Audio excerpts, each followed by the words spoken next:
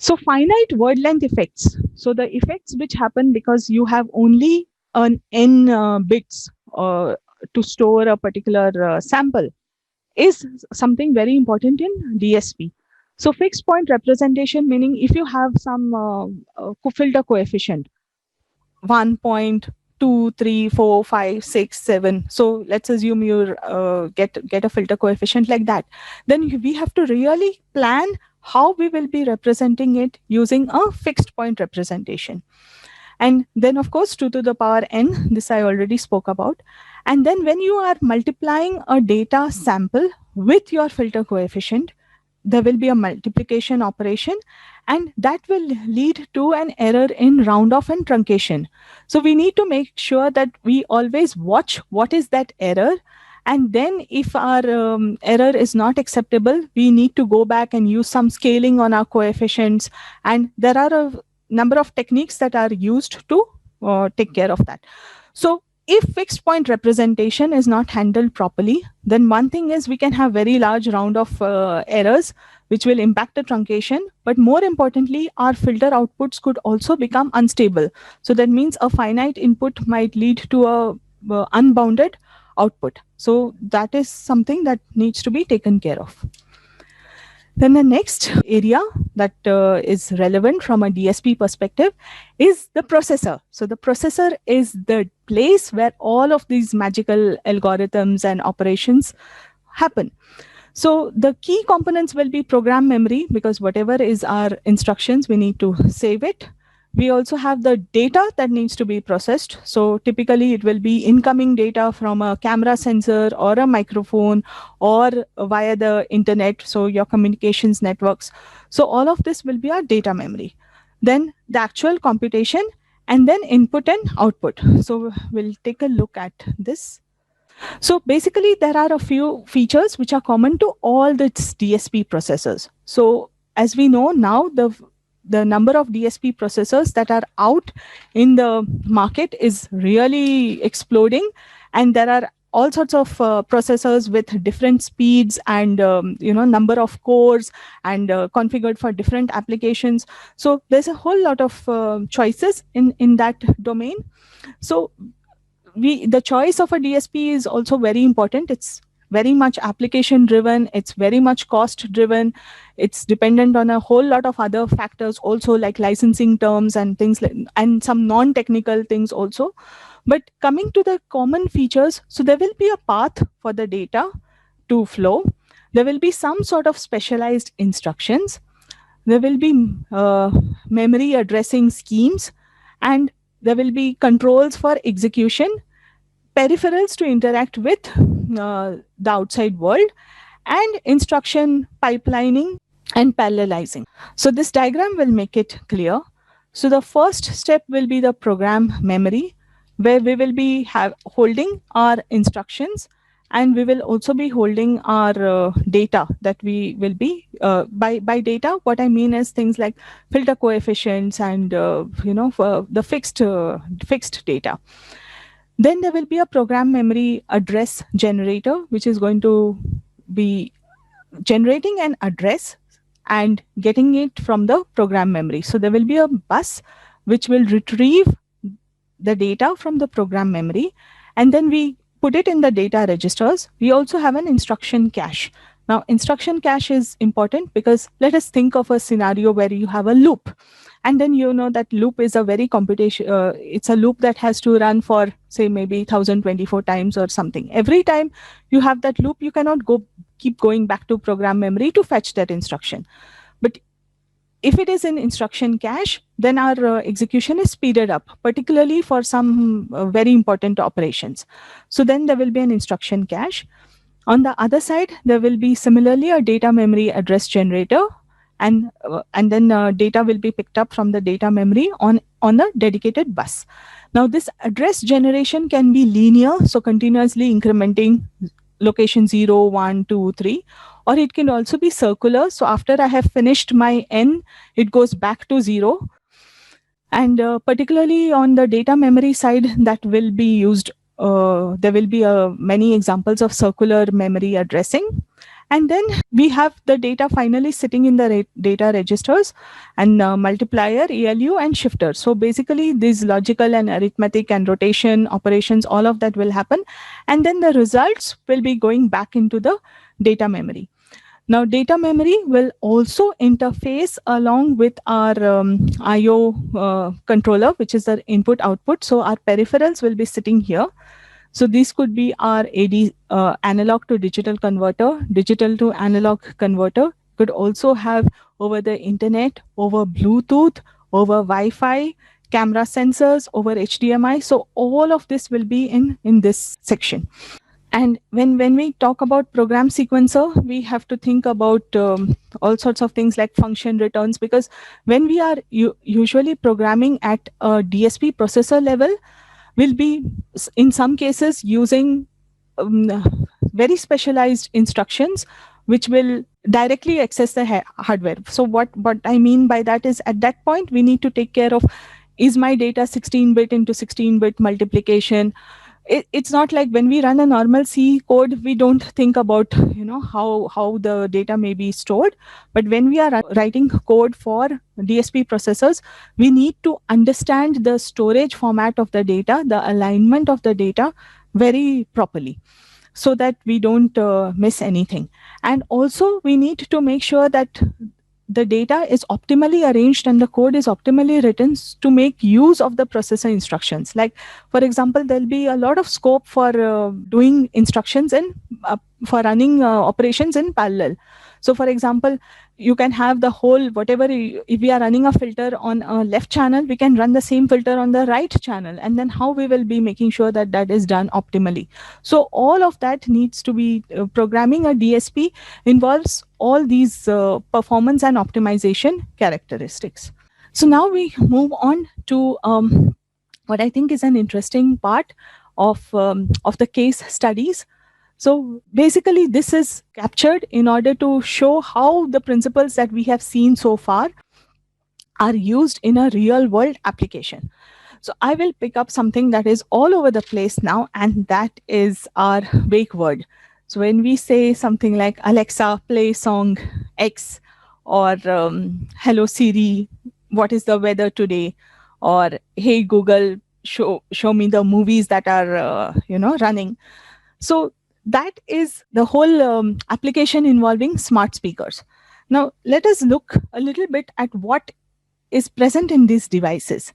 So if we consider an Amazon Echo device, there will be a microphone array typically, and there will be usually a array in a circular geometry, and that is because you want to pick up sound from all directions. So basically there will be a microphone array and a speaker which will be present on the same device. And as we know, these devices, by form factor, I mean the shape and the look, industrial design, the form factor of these devices is very small. So you have microphone and speaker on the same device.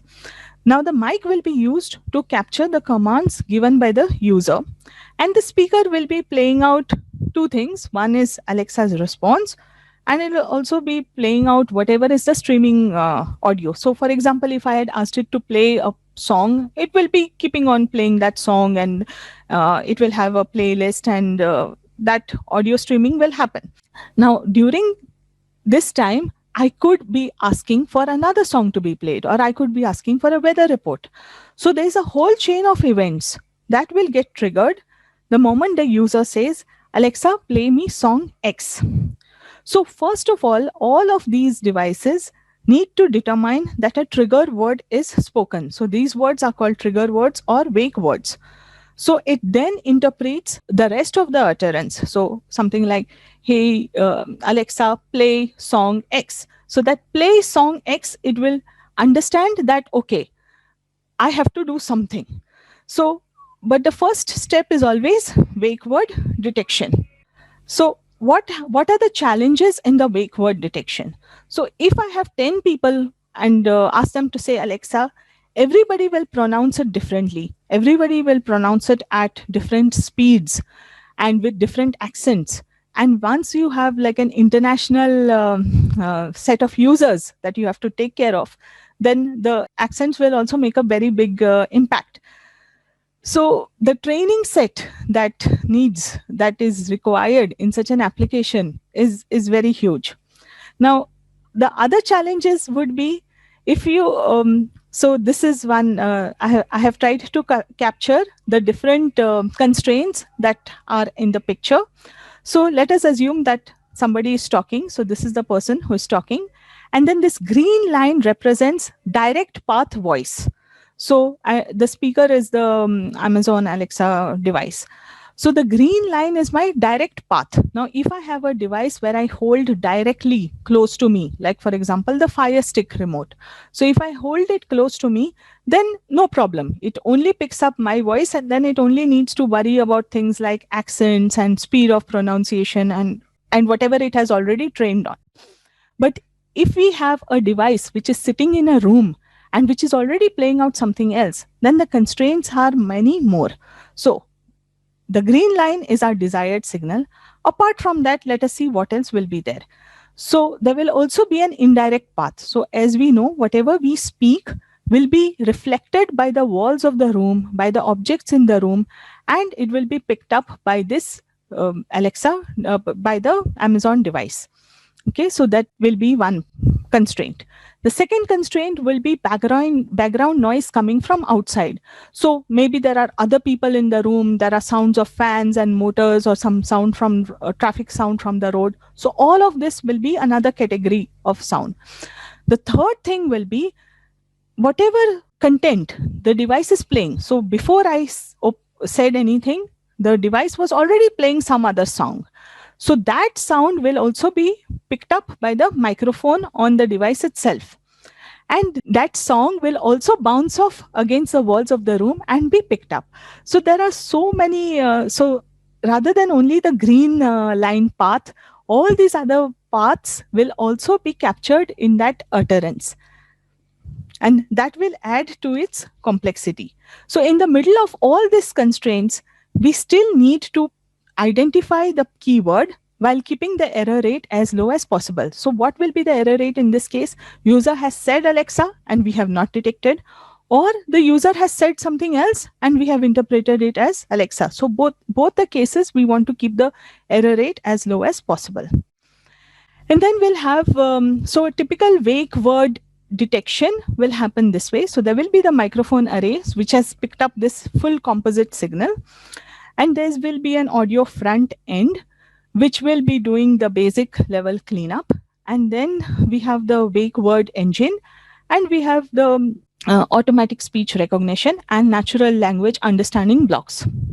And then, of course, we'll have the speaker, which will be playing out some content, some entertainment streams, which will be played out.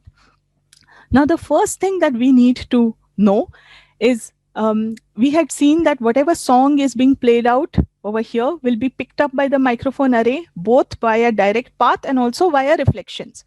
So the first thing is, if we can tell this block, what was the signal that was being played out? So we have this backwards path over here. We are able to tell this audio front end. See, you have captured many different signals through the mic array, but this is the reference signal that was played out. Then it can run some algorithms and be able to isolate only the user utterance from this microphone array. So this is acoustic cancellation, and this is one part of the audio front end.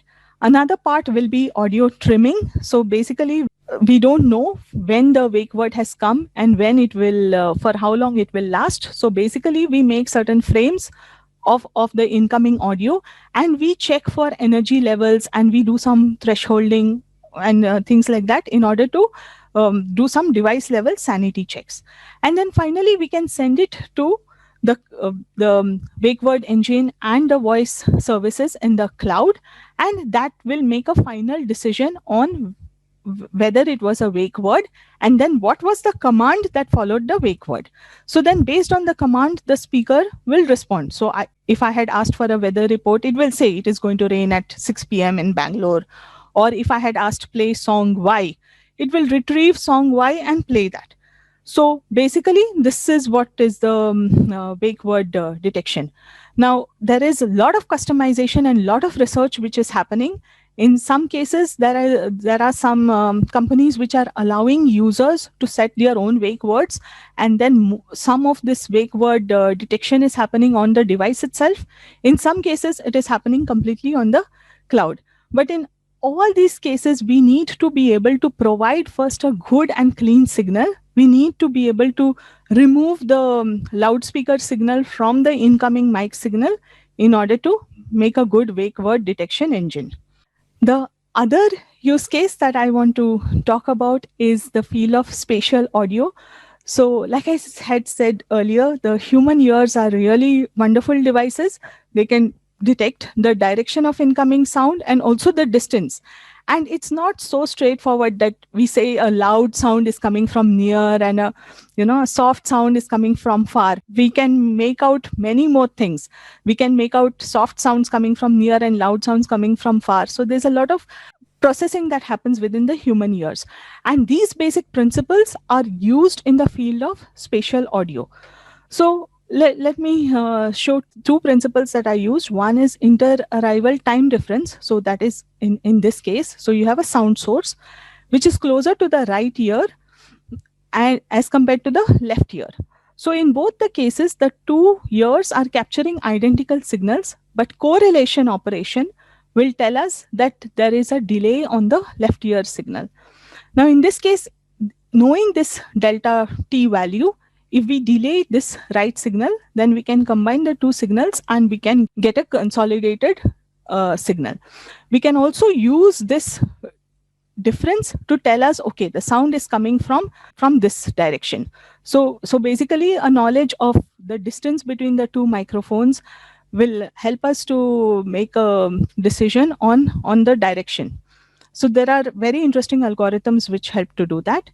And the other thing will be there is a sound source, and if the frequency of the sound source is high, then basically the time difference will not dominate. What will dominate will be the level difference. So as we can see, the two signals again are identical, but the right channel has got a very higher amplitude compared to the left channel because there's a zone of occlusion. So these are again very interesting properties. There are certain conditions when which effect will dominate.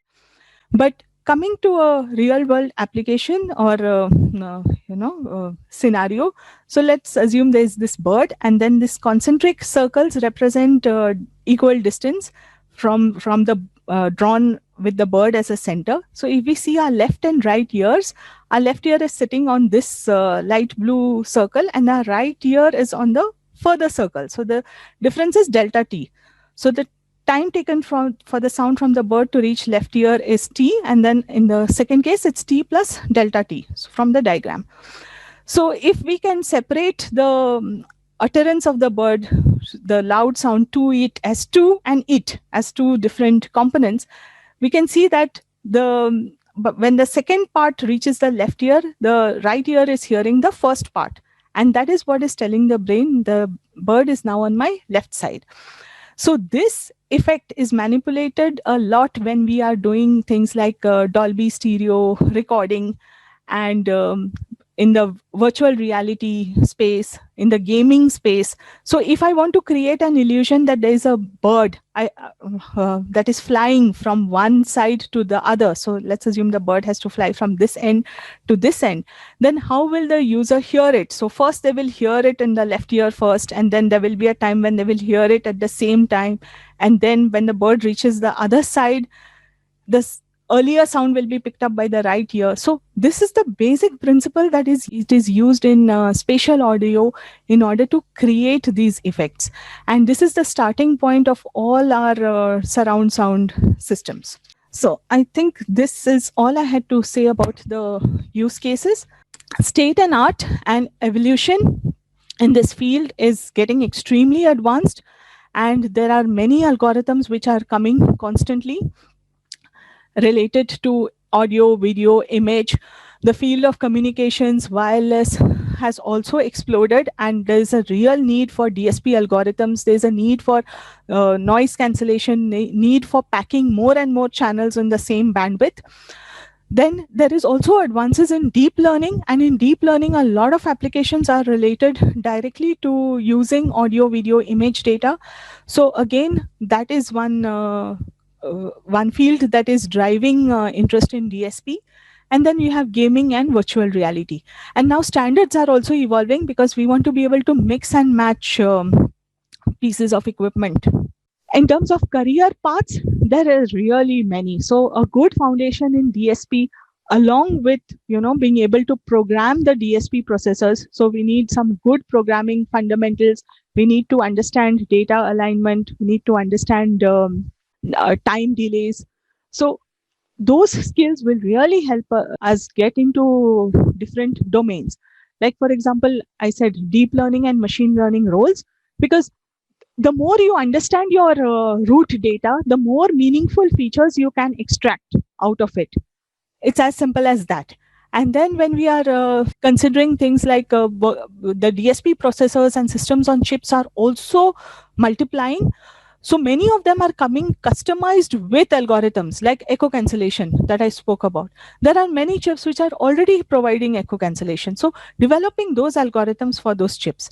Then product developments, there again, cameras, microphones, smart microphones allow us to make our own words. Say, I don't want hello Siri or hey Google. I can make my own words. So there are companies which are coming, allowing users to customize those microphones. Smart speakers, again, I think now the future is going to be voice activated. Again, gaming and virtual augmented reality. All our entertainment and communication, we want it to be as close to reality as possible. So again, very many career paths are possible. I think that's the end of our slides, and thank you for the session.